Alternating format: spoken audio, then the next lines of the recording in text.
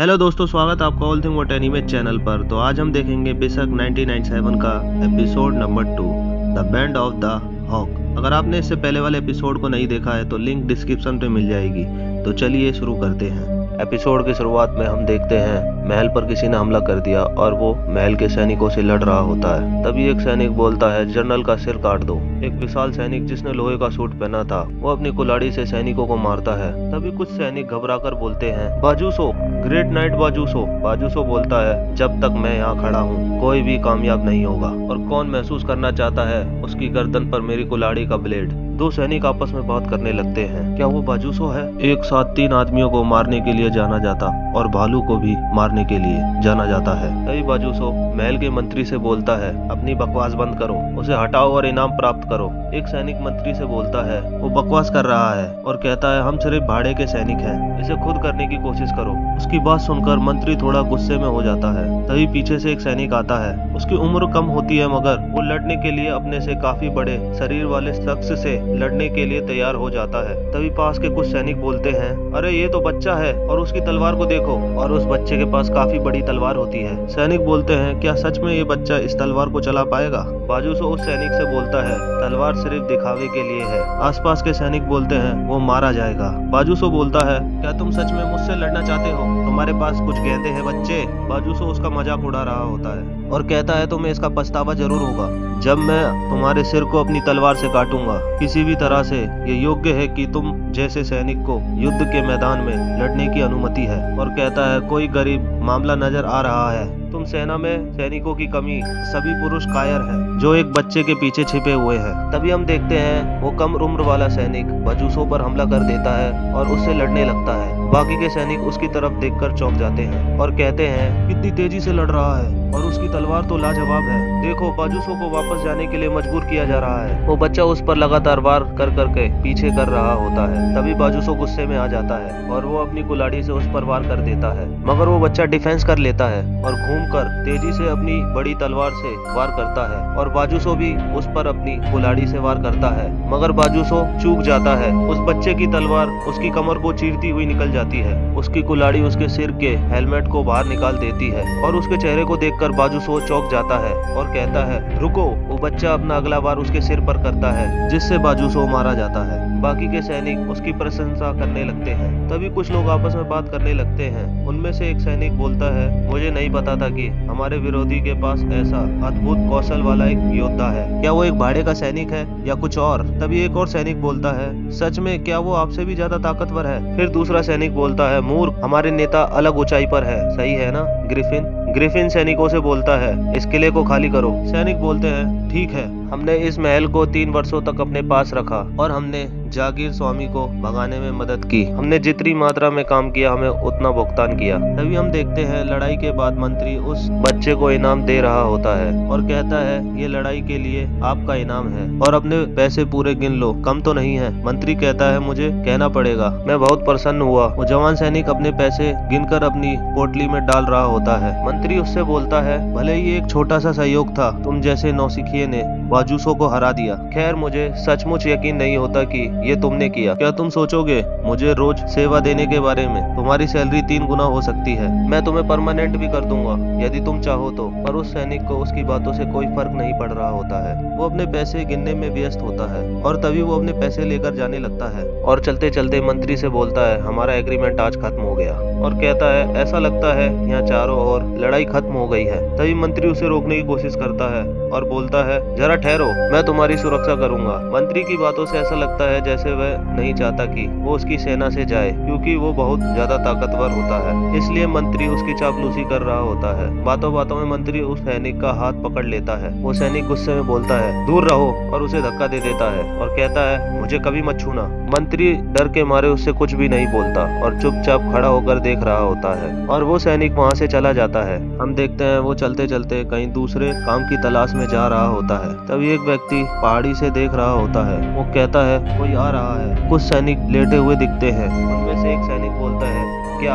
वो जवान सैनिक वहाँ से गुजर रहा होता है। वो सैनिक आपस में बात करने लगते हैं। अरे क्या वो वही व्यक्ति है जिसने बाजूसों को हराया था? तभी उनमें से उसका साथी बोलता है वो यहाँ क्या कर रहा है? वो दुश्मन है, क्या हमें उसे पकड़ना चाहिए? उसका साथी बोलता है कोई फर्क नहीं पड़ता कि हमारी लड़ाई खत्म हो गई है ना? पीछे से उनका साथी वहाँ आकर बोलता है लेकिन मुझे यकीन है कि उसका सिक्का और पर्स दोनों बाहर दिख रहे हैं। उसे खूब इनाम मिला है बाजूसों को हराने के लिए। वो उसे लूटने की सोच रहे होते हैं। तभी हम देखते हैं उन लुटेरों का एक पूरा ग्रुप होता है। उनमें से एक सैनिक बोलता है ग्रिफिन क्या हम उसे पा सकते हैं? ग्रिफिन बोलता है जो अच्छा लगे वो करो। वो सैनिक मुस्कुराकर कहता है ठीक है दोस्तों मेरे साथ आओ। तभी उन्हीं के ग्रुप में से एक लड़की मुस्कुराने लगती है। सैनिक बोलता है क्या हुआ? इसमें इतनी मजाक की क्या बात है? कास्का बोलती है तुम उसे हरा नहीं सकते। वो सैनिक बोलता है तुम यही कहती हो लेकिन मैं पीटने की योजना बना रहा था। और वो बोलता है मैं संतुष्ट नहीं होऊंगा जब तक कि मैं उस यात्री को हरा ना दूं। किसी ने मेरी प्रतिष्ठा खराब करने का साहस किया। कास्का बोलती है तुम मारे जाओगे। और वो सैनिक बोलता है तुम देखोगी क्या होता है। फिर वो सैनिक का ग्रुप उसे लूटने चला जाता है। तभी पीले बाल वाला लड़का बोलता है ओए लड़के कार्कस ग्रिफिन क्या ये ठीक है? ये उस पर छोड़ दूं? ग्रिफिन अपना आराम से लेटा होता है। उसे किसी की बात का कोई फर्क नहीं पड़ रहा था। वह बड़ी तलवार वाला सैनिक अपने चारों तरफ देखने लगता है। वो मन में सोचता है सिर्फ मेरी कल्पना है। वो अपने आसपास उन लोगों को महसूस करता है। फिर वो सैनिक उस पर हमला करने के लिए आते हैं। वो उन लोगों को देखकर बोलता है लुटेरे। एक सैनिक अपने साथी से बोलता है ड्रेन उसे ले आओ। वो बोलता है समझ गया। वो उस पर हमला करने के लिए आगे बढ़ता है। तभी वो जवान सैनिक अपनी तलवार को पकड़कर खड़ा हो जाता है। अचानक एक सैनिक उस पर हमला कर देता है। वो अपनी तलवार से उसे मार देता है और तभी उस पर एक और सैनिक हमला कर देता है और वह उसे भी मार देता है। एक सैनिक चौंक कर बोलता है ये आदमी बहुत खतरनाक है। देखो उस आदमी ने ट्रेन और अर्लेन को हरा दिया। तभी पहाड़ी के ऊपर वाला व्यक्ति बोलता है शर्मनाक है कि वो क्या कर रहे हैं। कार्कस ने भी अपना धैर्य खो दिया हालांकि यहाँ सब लेकर आया था। कास्का बोलती है देखो मैंने तुमसे कहा था। ग्रिफिन बोलता है कार्कस बेहतर होगा कि तुम उसकी मदद करो। कास्का बोलती है एक मिनट रुको, क्या तुम मजाक कर रहे हो? ये कार्कस की गलती है। ठीक है मैं करूंगी। दोनों सैनिक आपस में बात करते हैं। रायगुरे तुम पहले जाओ, पहले तुम आगे बढ़ो। दूसरा सैनिक उससे बोलता है डब्लू मुझे क्यों कह रहे हो? वो दोनों डर रहे होते हैं उस पर हमला करने से। अचानक वह जवान सैनिक उन पर हमला कर देता है। तभी एक तीर उसके शोल्डर में आकर लगता है। वो तीर कास्का ने चलाया था और वो भी उसी तरफ आ रही होती है। तभी दो सैनिक बोलते हैं कास्का मेरी मदद करो। कास्का बोलती है ये तुम्हारे लिए नहीं है, ये ग्रिफिन का आदेश था। कास्का उस जवान सैनिक पर हमला करने के लिए आगे बढ़ती है। फिर वो दोनों लड़ने लगते हैं। वो जवान सैनिक कास्का के सिर पर हमला कर देता है और उसका हेलमेट निकल जाता है। वह देखता है ये तो एक लड़की है। कास्का जमीन पर गिर जाती है और खड़ी होकर उस पर हमला कर देती है। वो कास्का को बड़ी टक्कर देता है तीर लगने के बावजूद भी, मगर वह उसे हरा नहीं पाती। तभी कुछ लोग बोलते हैं कास्का को वह एक कोने में ले जा रहा है। वो बोलते हैं ग्रिफिन के अलावा और कोई नहीं कास्का को हरा नहीं सकता। कास्का लड़ते लड़ते बोलती है उसकी कुशलता और उसकी शक्ति बहुत ज्यादा है और वह जवान सैनिक उसे जमीन पर गिरा देता है और उसे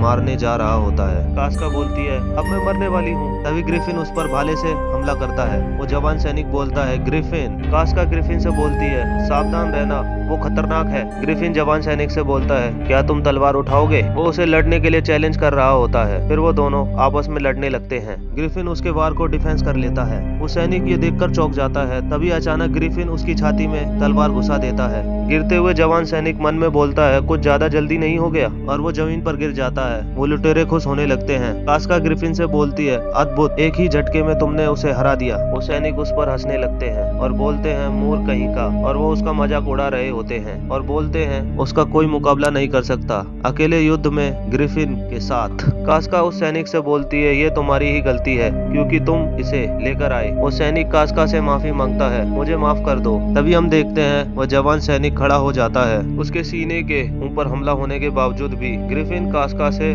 बोलता है पीछे खड़ी रहो। वह जवान सैनिक तैयार हो जाता है उस पर हमला करने के लिए और अपनी तलवार से उस पर हमला कर देता है। अचानक पीछे से एक भाला जाकर उसे लगता है और वो नीचे गिर जाता है। हम देखते हैं नंग अवस्था में एक बच्चा तलवार लिए भाग रहा होता है। तभी पीछे से एक शैतानी हाथ उसकी तरफ बढ़ता है। वो बच्चा उस तलवार से उस हाथ के 2 टुकड़े कर देता है, मगर धीरे धीरे हमें उस शैतान का शरीर दिखने लगता है। वो बहुत बड़ा होता है और उसके बड़े बड़े नाखून होते हैं। ये देखकर वो बच्चा डर जाता है और धीरे धीरे पीछे होने लगता है। पीछे मुड़कर उसे एक और व्यक्ति दिखता है। वह बोलता है, गेमिनो मेरी मदद करो, इस शैतान के विरुद्ध मेरी तलवार किसी काम की नहीं है। गेमिनो बोलता है, बकवास मत करो, क्या तुम्हें याद नहीं, मैं अब तुम्हारी दुनिया में नहीं रहा। तुमने मेरे शरीर पर तलवार चलाई थी, मैं दर्द में था और फिर मैं मर गया। तभी हम उसे मरते हुए देखते हैं। वह बच्चा उसे आवाज लगाकर बोलता है, गमीनो। शैतान उसे पकड़ लेता है। वो बच्चा बोलता है, मेरी मदद करो गमीनो। गमीनो बोलता है, तुम ही वही व्यक्ति थे जो मरने के लायक थे, तुम्हें मर जाना चाहिए था। तभी कुछ कंकाल उसके चारों तरफ आ जाते हैं और उनकी संख्या धीरे धीरे बढ़ने लगती है। वो बोलते हैं, तुम्हें मर जाना चाहिए था। और ये स्केलेटन वाला सीन आपने अधिकतर डार्क बीम्स में देखा होगा और सभी स्केलेटन उससे बोल रहे होते हैं, तुम्हें मर जाना चाहिए था। वो बच्चा बोलता है, मैं माफी मांगता हूँ गमीनो, प्लीज मेरी मदद करो। तभी हम उसे अंधेरे में देखते हैं, उसके जख्मों की पट्टी कर दी गई होती है। वो बोलता है, छूना नहीं मुझे। तभी हम देखते हैं कास्का उस पर लेटी हुई दिखती है। वो बोलता है, ये कौन है? एक औरत। वो जवान सैनिक होश में आ गया होता है और वो उसका सपना होता है। वो बोलता है, मैं कहाँ हूँ? हम देखते हैं वो एक टेंट में लेटा होता है। वो उठकर बाहर जाकर देखता है, वहाँ पर वही लुटेरे सैनिक होते हैं। वह बोलता है, एक भाड़े के सैनिकों का घेरा। वो काफी युवाओं को देखता है। तभी वो ग्रिफिन और कास्का को आपस में बात करते हुए देखता है। वो बोलता है, वो लड़का। तभी कास्का उसकी तरफ गुस्से में आती है और उसके सीने में एक घूसा मारती है। वो जमीन पर बैठ जाता है। वो बोलती है, तुम्हें वहाँ होना चाहिए था। तभी पीले बाल वाला व्यक्ति वो जवान सैनिक से बोलता है, ये कोई आश्चर्य की बात नहीं है। कास्का हमेशा विरोध करती है। उसका स्टेशन और एक भाड़े के सैनिक के रूप में उसका जीवन वो अधिक कुशल है। हम में से बाकियों के मुकाबले ये उसके लिए विशेष रूप से चौंकाने वाला है कि ग्रिफिन ने उसे आदेश दिया था 2 दिन तक तुम्हारे पास लेटे रहना और तुम्हारे बर्फीले शरीर को गर्म करे। तभी उसके पास ग्रिफिन आता है। वो बोलता है, मैं ग्रिफिन हूँ और तुम्हारा नाम? गट्स। इस समय पता चलता है इस जवान सैनिक का नाम गट्स होता है। ग्रिफिन बोलता है, इतनी बढ़िया तलवार, मैं इसे इस्तेमाल नहीं कर सकता। इसके बाद वो दोनों आपस में बात करने लगते हैं। ग्रुप के सभी लोग उसे घूर घूर कर देखने लगते हैं। गट्स ग्रिफिन से बोलता है, ये सभी लोग मुझे गुस्से में क्यों देख रहे हैं? ग्रिफिन बोलता है, band of the Falcon. Guts ये सुनकर चौंक जाता है। कभी मेरे बारे में सुना? गट्स बोलता है, मैंने केवल अफवाह सुनी है। बैंड ऑफ द फैल्कॉन एक भाड़े की कंपनी के नाम से जाना जाता है। उसके बाद हॉक्स की वजह से महल की घेराबंदी 3 महीने तक चली। तभी एक व्यक्ति बोलता है, ग्रिफिन पृथ्वी पर क्या है? उस गुंडे की जान बख्श दो। कास्का बोलती है, मैं मानती हूँ कि वह चाहता है कि हमारे साथ जुड़े। वो गट्स की बात कर रही होती है। तभी एक बच्चा बोलता है, हमने देखा वो कितना शक्तिशाली है और मैं चाहता हूँ कि वो हमारी सेना में एक बढ़िया योगदान बने। एक आदमी गुस्से में बोलता है, उसने आल्स की भुजा काट दी और दान को उसकी मृत्यु के लिए भेज दिया। कमीने ने हमारे साथियों को मार डाला। मैं ये दिखावा नहीं कर सकता कि ऐसा नहीं हुआ। तभी हम ग्रिफिन और गट्स पहाड़ के ऊपर दिखते हैं। क्या यहाँ से अच्छा नजारा नहीं है? गट्स बोलता है, क्यों तुम मुझे चाकू मार सकते थे, ये तुम्हारे लिए आसान होता, तुमने मुझे क्यों नहीं मारा? तभी ग्रिफिन गट्स से बोलता है, मैं तुम्हें अपनी सेना में सैनिक के रूप में पाना चाहता हूँ। गट्स, मैंने दोनों के बीच युद्ध देखा। तुम और बाजूसो महल में लड़ रहे थे। वह एक शक्तिशाली लड़ाई थी। फिर हमें गट्स लड़ते हुए दिखाते हैं। वो उसकी पिछली लड़ाई के बारे में बात कर रहा होता है। ग्रिफिन बोलता है, यदि बाजूसो की कुल्हाड़ी नहीं टूटी होती, तुम्हारा सिर धड़ से अलग कर दिया जाता। गट्स बोलता है, शायद। ग्रिफिन बोलता है, तुम सच्चे हो। तुम्हारे लड़ने के तरीके को देखते हुए ऐसा लगता है तुम हमेशा अपनी जान जोखिम में डालते हो। तुम कभी 1 इंच भी पीछे नहीं हटते। एक राक्षस से सामना होने पर भी, जैसे बजूसो कार्कस के नेतृत्व वाला समूह। इसके विपरीत तुम लापरवाही बरतते हो, उन्हें अपनी तलवार से चुनौती देते हो। तुम बहुत बहादुर हो, लेकिन मेरा मानना है कि तुम जानबूझकर अपना योगदान दिया। जीवन खतरे में और अर्थ की तलाश कर रहे हो। मुझे यही लगता है तुम दिलचस्प हो। मैं तुम्हें अपने हिसाब से पसंद करता हूँ। मैं चाहता हूँ कि तुम मेरे साथ जुड़ो। गट्स बोलता है, ये क्या है? वो मुझे यह क्यों बता रहा है? ये सब वो अपने मन में बोल रहा होता है। तभी वो बोलता है, अगर मैं ना कहूँ तो? ग्रिफिन बोलता है, तुम नहीं चाहते। गट्स बोलता है बिल्कुल मैं मान जाता हूँ। तभी अचानक गट्स के सीने में दर्द होने लगता है। गट्स ग्रिफिन से बोलता है ऐसी बात मत करो जैसे कि तुम बहुत कुछ जानते हो। तुम मेरे बारे में क्या जानते हो? मैंने पहले कभी बात नहीं की। कैसे क्या तुम मेरे बारे में कुछ जान सकते हो? ग्रिफिन बोलता है तुम्हारे बारे में ज्यादा नहीं जानता। गट्स बोलता है तुम घटिया हो, इतना दोस्ताना व्यवहार करना ठीक नहीं। तुमने मुझे छुरा घोंपने के बाद ये तुम ही हो